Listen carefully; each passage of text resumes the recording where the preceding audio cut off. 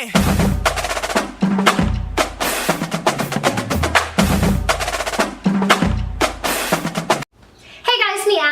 Welcome back to my channel. I hope you're all having a beautiful start to your day. I am here today with another DIY video. In today's video, I'm going to show you a bunch of different home decor pieces that are extremely inexpensive to make and best of all, very, very easy to recreate. If you have any questions or concern about these crafts, just ask them in the comments below. These were all Pinterest inspired and I have to say they were extremely easy and they really do jazz up any room in your house. I am really, really in love with the way that all of them came out. So again, if you have any other questions and concerns on them, just ask them in the comments below and I will try my hardest to answer you back as soon as possible. And without further ado, we're gonna get right into this video.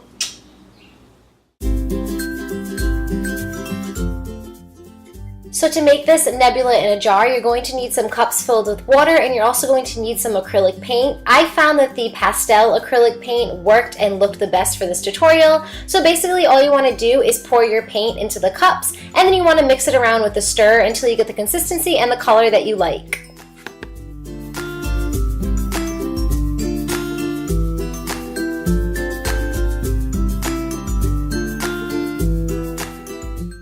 Once all of your colors are mixed in thoroughly, you want to take a mason jar or any kind of bottle that you're going to be using and you want to take some cotton balls and stretch them out. So I just basically took all the cotton balls, ripped them apart, and you want to stick the cotton balls into the bottle that you are going to be using. Once you have it filled about 3/4 of the way, then you're going to take some glitter and pour some glitter on. It looks like it's a lot, but when you put the water in, it just sinks right on down, as you can tell in this clip. So then you want to take your darkest color or whatever color you want to use first, and you want to pour it on in. And then basically you just want to repeat this step for all of your different colors. I did a dark blue, a lighter blue, a even lighter blue, and then a darker pink, and then a lighter purple. And this is the way mine came out. You just want to take the cap, stitch it on, and then you have your own, not stitch it on, excuse me, you want to put it on.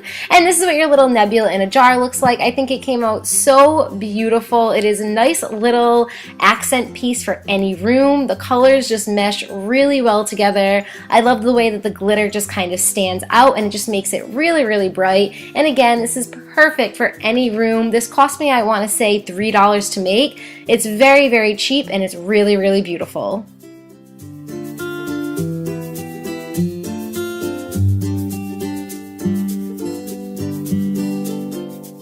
Next up, we are making a floral hanging letter wreath, and this one was super easy and ridiculously cheap to make. I bought everything at the Dollar Tree and most of the stuff I already had in my house. You just want to take some cardboard, sketch out the letter that you're choosing. I used A for Allison, and then cut it on out. And then you just want to take some flowers. Again, I got all of my flowers at the Dollar Tree. I think it cost me $6 and I have a ton of flowers left over. And you just want to pull them off of the stem. Then you want to take a pair of scissors, cut that little pick off that's on the top of it just so it's nice and flat, and then you just want to take a hot glue gun, glue on the back of it, and just push it down onto the cardboard. I did about 3 per layer or 2 per layer just to make it really colorful and make it really floral, but you can do whatever you would like. I just did this with the entire wreath and then this is what it looks like when it is done. You're not done there though because I know you cannot see the letter. Now you want to turn it over and there are 2 things that you could do here. You can either take each of the flower petals and glue them down. That's going to take a lot longer, but it will look really precision cut.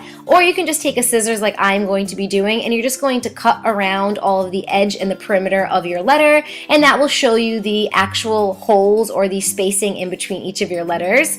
And this is what it looks like when it is completed. I am obsessed with the way that this looks. I'm hanging this in my kitchen and every time I eat dinner or I have breakfast, it just is so bright. It is so beautiful. I love the way it came out. I love the dimension to it. I love all of the colors. And again, I want to say this cost me about $5 to make. You really cannot go wrong with that.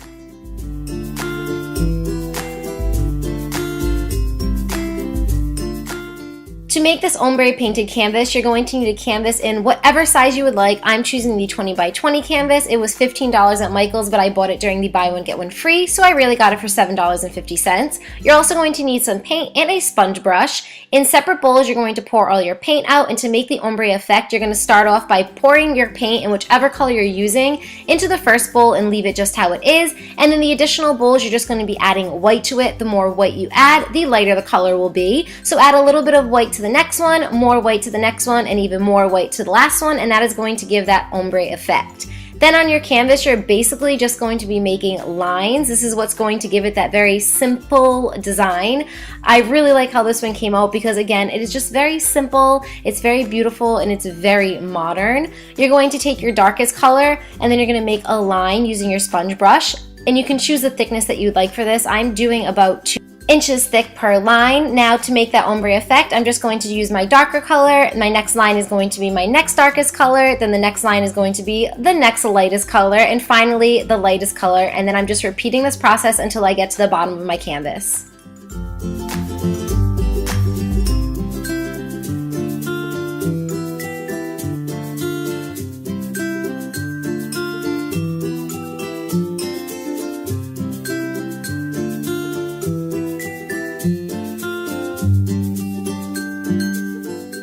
And this is what the final product looks like. I really like the way that it came out. Again, it is just very simple and very beautiful. I have to say, since taking my Christmas decorations down in January, my living room has been lacking a lot of color, and since putting this up, I think it really just brightened the room up, and it just really brought some extra jazz into my living room. I have to say, it makes me smile every time I walk by it, and I don't know, there's just something about artwork that just brings a smile to your face and kind of brightens your day, so I'm really happy that it did that for my living room, and I think that it will do that for you if you put it in any bedroom or any room of your choice.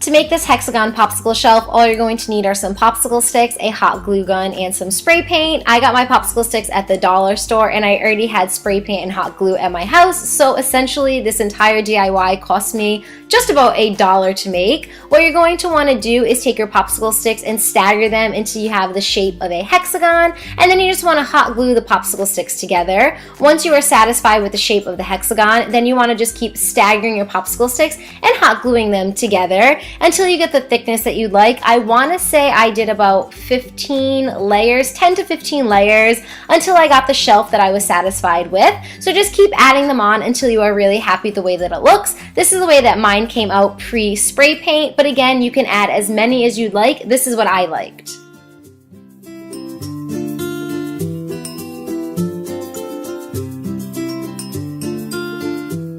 Once you are satisfied with the thickness, the height, and the width of your hexagon shelf, you just want to take it outside or into a well-ventilated area and spray paint all over your shelf until all the areas are covered, and then just let it dry for about an hour. And this is what your hexagon shelf looks like when it is done. I am in love with it. It looks so cute. I have it hanging up in my kitchen, and I have a little Mickey there right now just as a staging prop, but eventually I'm going to take a little mini flower pot and put some flowers in it and have it hanging for the spring and the summertime. I just really love the way this came out. Again, it was so cheap. If you have most of the materials at your house already, this could technically be free or cost you under $5 to make, and it's very original and very unique, and that's what I like the most about it.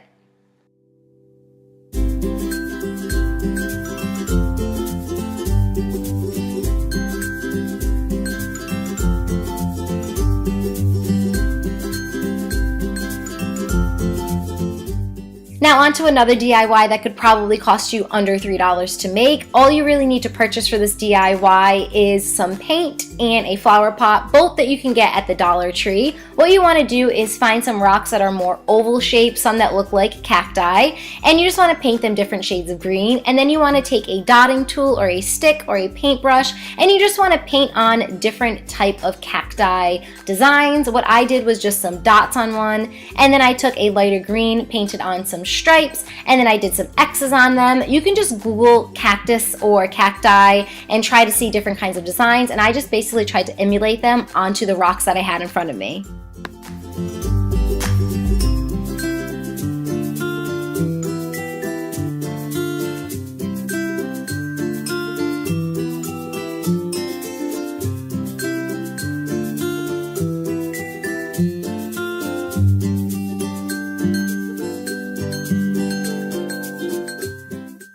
Once all of the paint has dried, now it's time to assemble. You can just take some soil that you have from outside. I got this from the dollar store, but again, you can literally just use some sand that you have in your backyard. Then I use some pebbles. Again, you can find this in your backyard just to give it a little bit of dimension. And then I'm taking my rocks and I'm just playing around with them until I have them in the order that I like them. I kind of had to play around with this a little bit so I could have all of the cacti, excuse me, showing, and you just kind of play around with it until you get it the way that you like it. This is the way that it came out, and it just looks so cute. I'm so in love with it. So cheap to make, so adorable, so original. I feel like I am a broken record, but all these crafts are just very cheap, very fun to make, and very easy, and they really just add a nice something little extra into any room that you put them in. I'm in love with it, and I really hope you enjoyed it as well.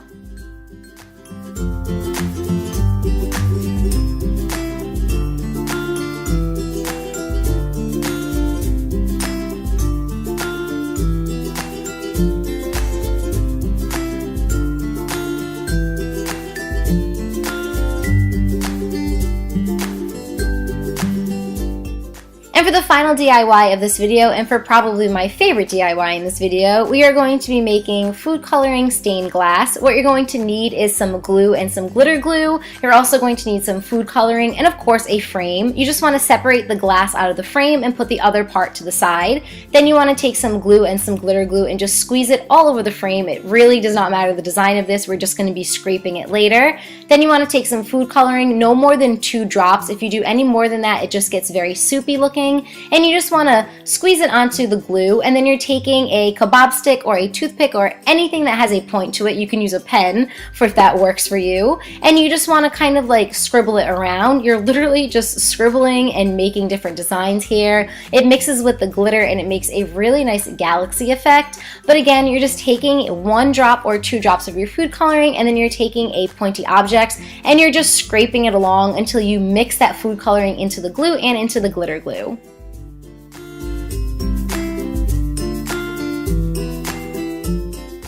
When you are satisfied with your design, let this dry overnight or until the glue is no longer tacky and it is hard on your glass.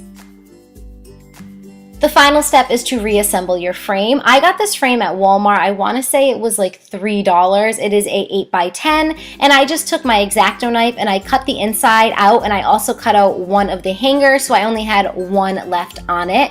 And this is the type of frame that you can just push down and it kind of like eats the glass. It kind of just keeps it inside of it. It's just very secure. So again, I suggest getting this at Walmart. It was very, very cheap and very durable. Then you just want to take your stained glass, make sure that the glossy side is sitting up and the part that you actually glued on is in the back, and you just want to press it down. As you can tell here, if you flip it over, it is not going anywhere. And this is what the final product looks like. Oh my god, it is definitely my favorite of this video. It is so abstract, so beautiful, and the colors just look amazing when the sunlight is out. It just really catches all of that colors and makes it extremely vibrant.